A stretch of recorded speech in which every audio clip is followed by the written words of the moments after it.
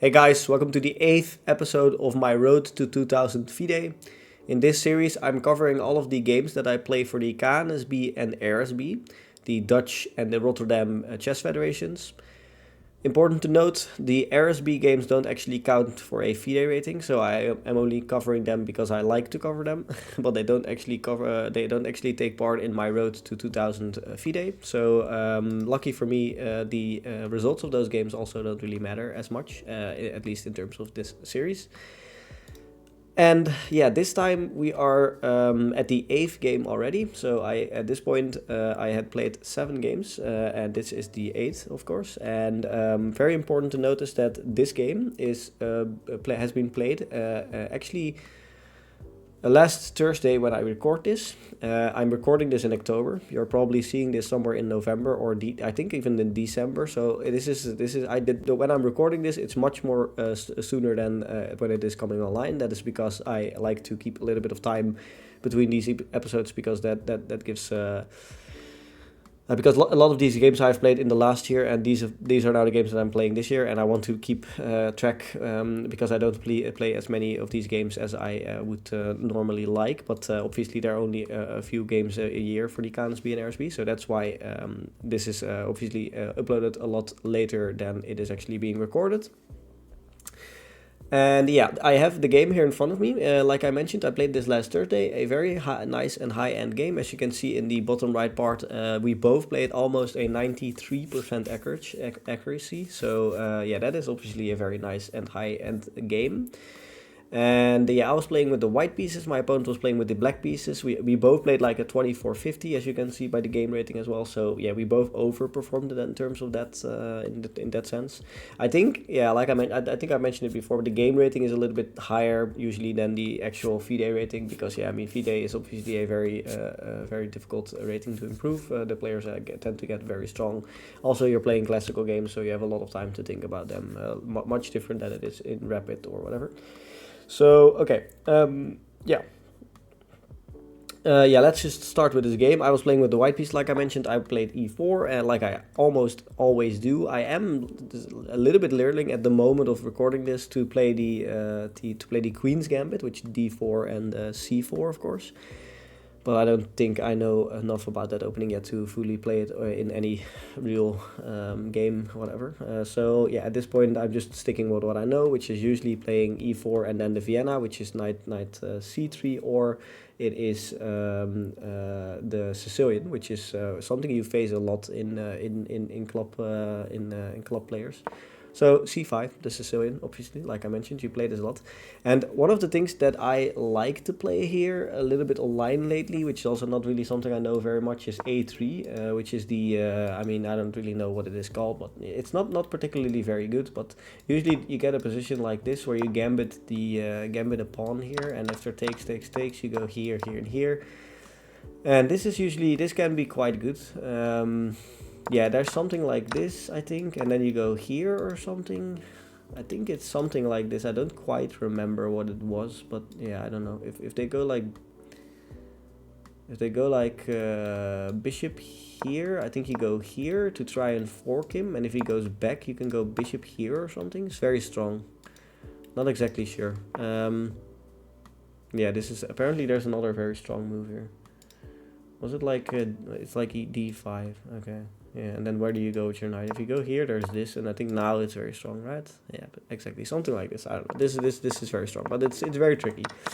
Doesn't really matter. Nothing of this happened, of course. And obviously, when you play a serious game in a rated game against a very strong 1850, 1816 rated opponent, you're not going to play it as silly gambits like this. So, I mean, usually you don't. In one of the previous episodes, as you have been able to see, my opponent did play a gambit, but okay, yeah, usually you don't. So I just played knight f3, which is honestly just a normal book move, and knight c6, d4. I mean, open Sicilian. We all know this pretty much, right? I mean, a lot of us know this. This is a very common opening, and it's played a lot. even at the very high levels. So yeah, you know, my opponent played e5, which is a move, and I took a little bit of time here, but I kind of almost immediately felt like knight d to b5 is the main move here. I think that is played the most. You can also retreat. I think it's probably also a book move. It's not a book move. It's also not very good. Okay, well, maybe it's not the best move. So knight d to b5 is something that, you know, you see there's more in these types of positions. And if they try to kick you away immediately, you usually get to go here, and then after takes and takes, this is usually very good for white. And then if he goes here, you go, I think you go queen d2 is the best move according to the engine. Oh, not in this particular situation. Okay.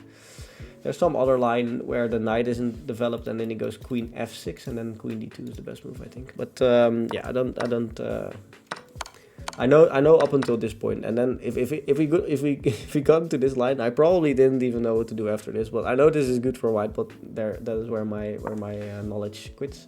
So what do you? I'm actually curious. What do you do here? What is the best move? Just go back, maybe here or here. Best thing is to take. Okay, yeah. Maybe something like this. However, none of this happened. So I mean, you know, we can go back to the point where it actually happened. So I played knight d to b5. Yeah, exactly. And he didn't immediately play a6 because my opponent was a pretty strong player. So he knows he has to go d6. That is the book move. That is the best move. And I immediately realized this as well. And here, I don't know, here there are probably multiple options. I usually like to play bishop g5, which is apparently a book move as well. Probably one of the better moves. I'm not really sure if there are any other good candidates or not, but bishop g5 is okay. So he played a6, I played knight a3, which is obviously the only move. Have to save my knight. And now b5, which is also a book move. Obviously, if I play anything else here, I'm going to get forked, so that's probably not very good. So you can't play anything else here. So what do? You have to move one of these knights. You have to move them anywhere. And I decided to play knight d5, which is obviously also still a book move. So I played quite a lot of book moves. I'm not actually, I don't actually study this a whole lot, so I'm not actually familiar with this a whole bunch.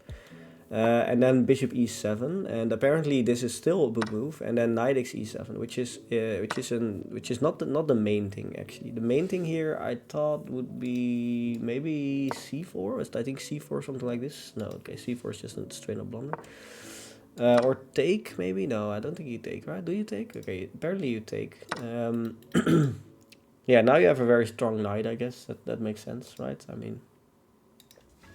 So, like I mentioned, I'm not familiar with the theory here, so I wasn't exactly familiar with how this position is usually played. So I took here. I thought, okay, a bishop for a knight can be a good trade, even though I realized that obviously my knight here was very strong, and I could have just taken this, and yeah, you know. But yeah, I decided not to. And then he played knight x e7. I played bishop d3.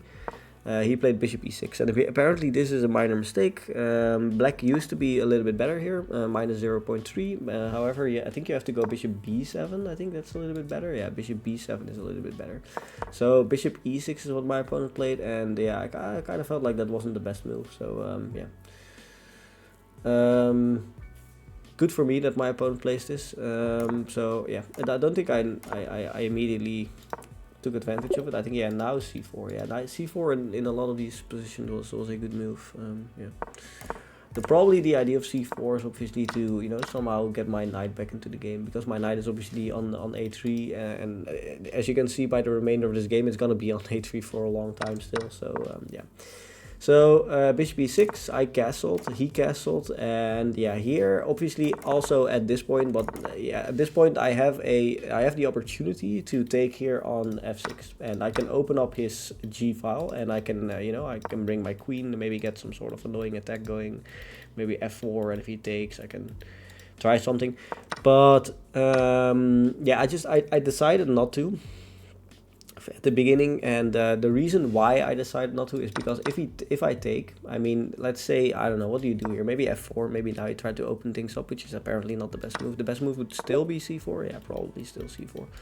So yeah, yeah. So but if I do this, let's say I go here, let's say he, I don't know, takes, let's say I take, he goes here, let's say I go here or something, I don't know. I think none of this which is somehow a little bit what happened. But none of this really works because he can just, I mean, he gets an open G file as well, you know. That's the point. So if you sometimes, like as a beginner, it can be difficult to assess, like taking this and doubling up his pawns seems good, right? I mean, it just seems good, and apparently it's the best move. So I mean, what do I know about chess? But I mean, the point is, it's not always good. It doesn't have to necessarily be good. Even with double pawns and even with an open G file, it doesn't mean that it is necessarily always very good for white. And as you can see, it isn't very good for white. It's a little bit good.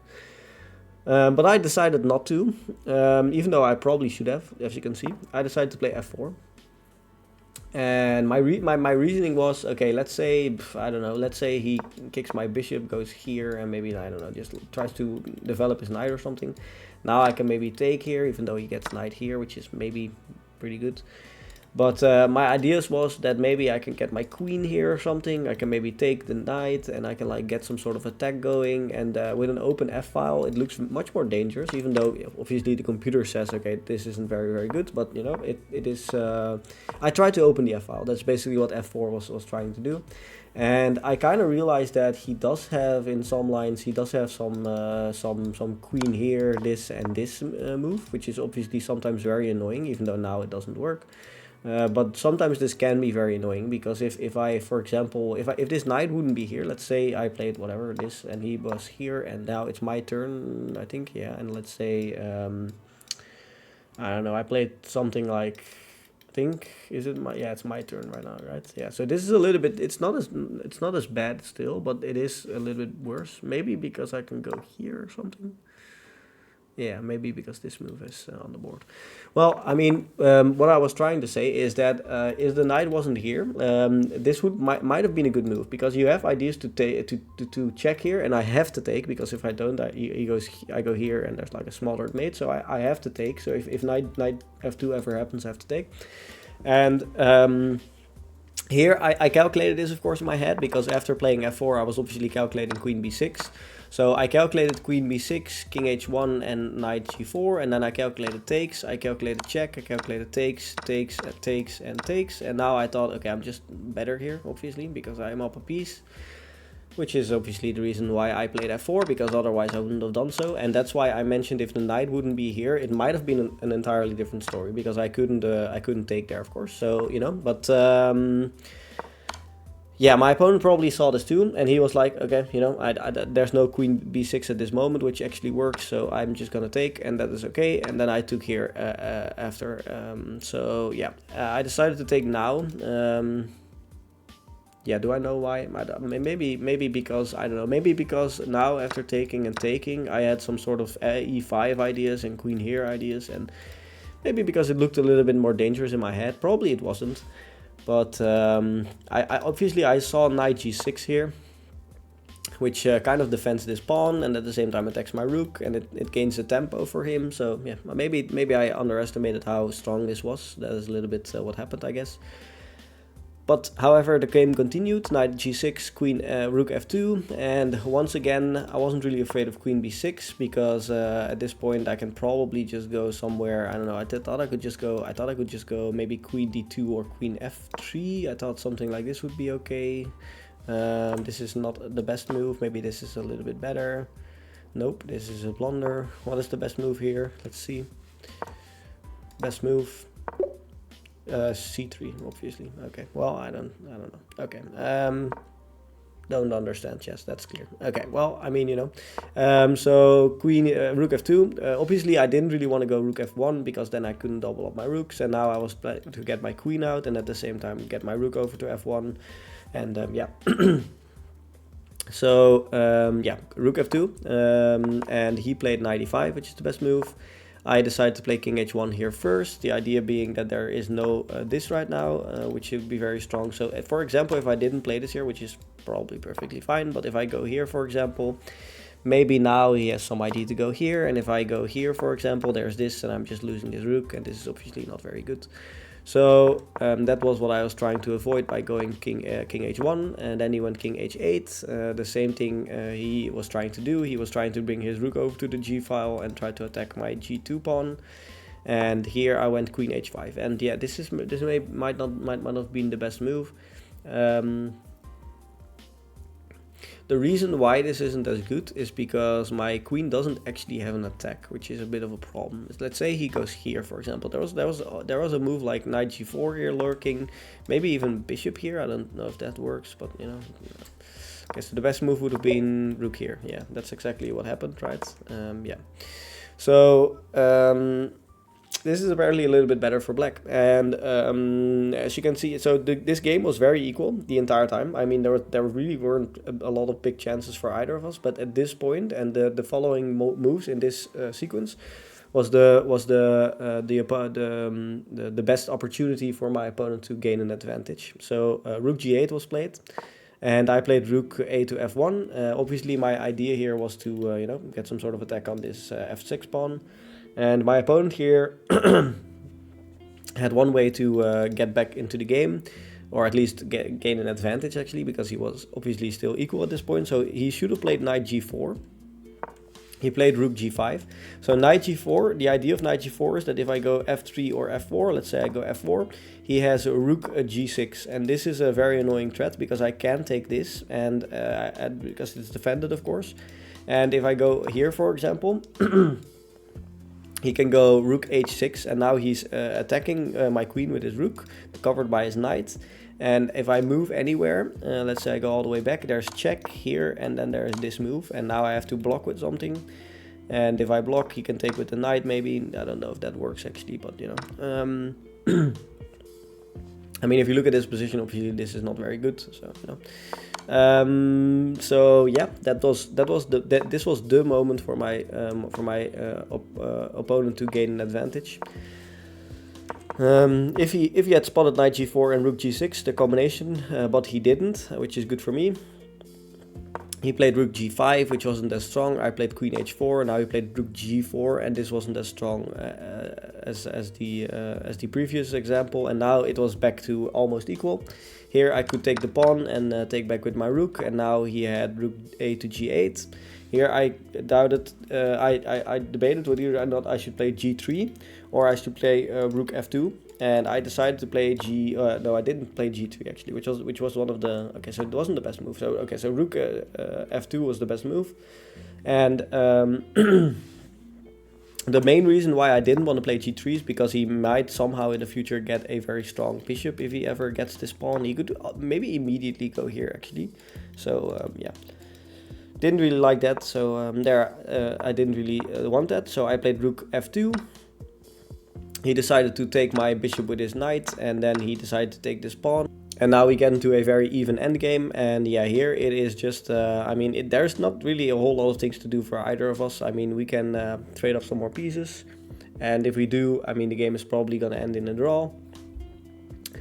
So at this point, he does have two connected passed pawns, which, or not passed, but two connected outside pawns, which are very strong. But yeah, I mean, that never really is a very big threat. So he just took the pawn here. I played knight c2, activating my knight. Bishop e6, knight d4, and then d5. Obviously, d5 is very strong. If I take here, he gets another attacker on this g2 square, which would be very good for him. So I obviously didn't take here. I had the opportunity here to take his bishop and, you know, maybe get some sort of attack going there. I decided to play knight f5, which isn't the best move. But the idea of knight f5 is obviously if he plays anything here, let's say, I don't know, if he takes here, for example, I might have been able to go here and fork these two. If he goes anywhere, I can go back here, and then maybe this is obviously good for me. But maybe maybe here he should have just taken. Yeah, I think I saw this in my head, and I was like, okay, yeah, maybe this is still a little bit dangerous for me. Even if I take one of the rooks here, he has this passed pawn, which is not easy to stop at all. So if I go here, for example, he can maybe put some pieces behind it, and you know. So yeah, I decided just not to get into that, and or at least I didn't decide not to get into it, but I calculated this in my head, but my opponent just simply took my knight here on f5, which is, I mean, yeah.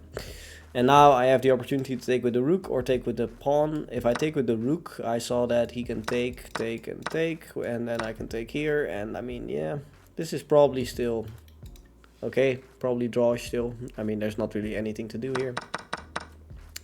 But I decided to take with the pawn, which is not as good. He played a5, I played f6, he played h6, I played g3, and now I played g3, thinking, okay, there's no more light squared bishop, so I might be okay. But yeah, apparently this is not the best move. So my opponent really only had two minor advantages. One was when I played queen h4 or I played queen h5, of course, because my queen was in d1. So queen h5, and then that position was a little bit better. At a certain point, he could have played knight g4, like I mentioned.